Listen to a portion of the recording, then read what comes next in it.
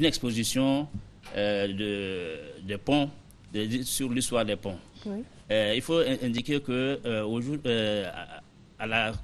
niveau de après l'indépendance, avant l'indépendance, il y avait effectivement des difficultés de circulation au niveau de la Côte d'Ivoire. Les difficultés de circulation qui sont généralement liées à la spécificité de ce pays, qui est en fait situé dans une zone que nous appelons la zone équatoriale et qui est suffisamment arrosée. Et qui dit pays arrosé est généralement confronté à un problème d'écoulement d'eau. Vous savez, en Côte d'Ivoire, nous avons pratiquement 4 grands fleuves et beaucoup de cours d'eau. Et ces cours d'eau constituent pratiquement des freins à la circulation. Et c'est finalement, donc avant que la Côte d'Ivoire soit vraiment une colonie, la circulation était quasi impossible. Et après, dans les années 1893, la Côte d'Ivoire est devenue pratiquement une colonie qu'on appelait une colonie autonome. Alors le colonisateur a commencé à planifier la construction, la pénétration du territoire, donc la construction de routes, de voies ferrées. Et qui dit construction de routes et de voies ferrées, dit construction d'ouvrages de franchissement de ces cours d'eau-là. Et il faut dire que les premiers ouvrages qui ont été construits sont des ouvrages qui ont été, enfin, quand je dis ouvrages, comprenez-moi que les ouvrages, quand on dit ouvrages, en fait, ouvrages d'art, c'est les ponts. Donc les premiers ponts qui ont été construits sur des voies ferrées. Les voies ferrées, la voie ferrée que vous connaissez au jour d'aujourd'hui, c'est la voie ferrée Abidjan-Niger. Et donc, le premier pont qui a été construit en Côte d'Ivoire, c'est le pont d'Agoville, qui est le pont sur la Niébi, qui a été construit aux environs de 1000... C'est le pont que l'on voit à l'antenne, hein? Oui, tout à fait, voilà. Et donc, il a été construit en 1908. Et donc, il a été construit à la faveur pratiquement de la construction de... Ça, c'est la voie ferrée ou c'est le pont? Ça, c'est la voie ferrée qui est sur le pont et qui permet donc, effectivement... le pont, ça veut simplement dire en hauteur? Bon, par définition, on dit un pont, c'est en fait une infrastructure que l'on construit pour franchir un obstacle. L'obstacle peut être naturel ou il peut être aussi artificiel. Naturel parce qu'effectivement c'est des cours d'eau. Artificiel parce qu'on peut construire un pont. Donc là c'est un pont ferré. Ça c'est un pont rail. Il y a plusieurs types de ponts. On appelle pont rail tout simplement. C'est des ponts sur lesquels on fait passer des rails pour franchir un obstacle. Et il y a des ponts routes. Un pont route, c'est en fait un pont qui permet à une route de franchir un obstacle. Un obstacle dont je parlais tout à l'heure, c'est-à-dire naturel, artificiel. Il y a aussi les ponts canaux, les ponts qui en fait permettent comment on appelle, à des canaux de franchir des obstacles.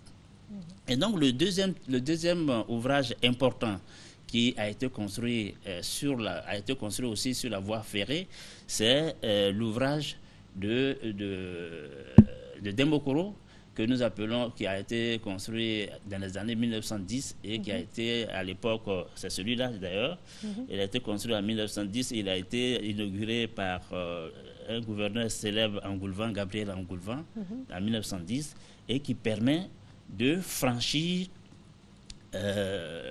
le fleuve Mzing au niveau de Dembokoro. Donc, les premiers ponts, comme je le disais tantôt, sont des ponts pratiquement ferroviaires. Après, il y a eu les ponts routes. C'est-à-dire, en fait, la route est venue longtemps après. Et le premier pont routier qui a été construit, c'est un pont célèbre qui est connu pratiquement en Côte d'Ivoire, c'est le pont de la Victoire à Grand Bassam. Ah, okay. Et donc, c'est le pont de la Victoire. Le premier pont a été détruit et c'est le second pont qui est là. Victoire, tout simplement, parce que si vous vous rappelez, déjà en 1949, les femmes ont défilé dessus pour demander la libération de leur mari qui était emprisonné. La marche des femmes de Grand Bassam. Donc, c'est le pont de la Victoire. Le pont de la Victoire.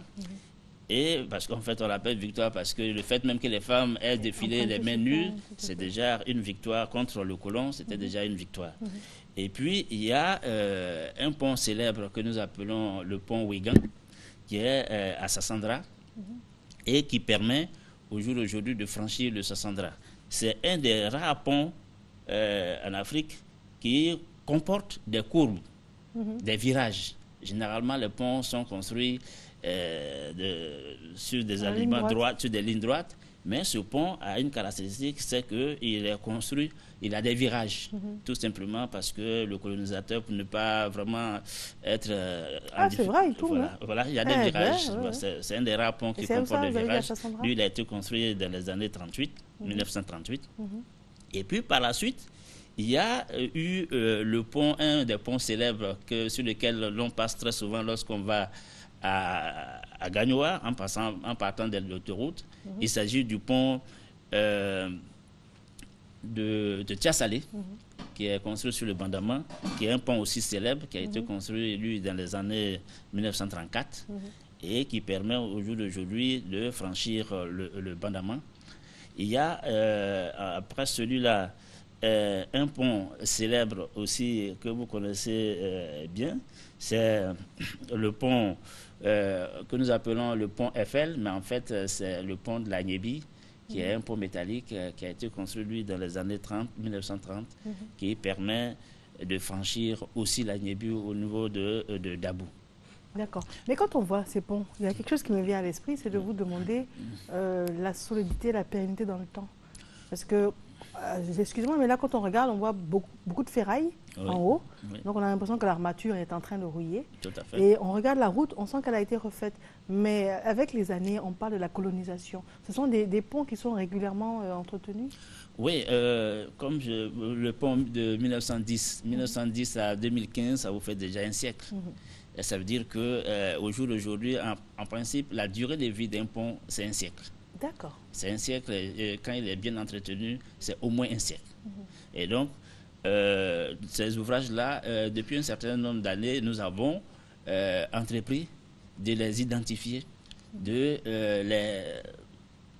les identifier, de savoir dans quel état ils sont, et d'entreprendre, disons, de les réparer. De les réparer. Voilà. D'accord. Nous allons, s'il vous plaît, faire une courte pause. Nous avons une page de publicité et nous revenons avec bonheur en studio. D'accord.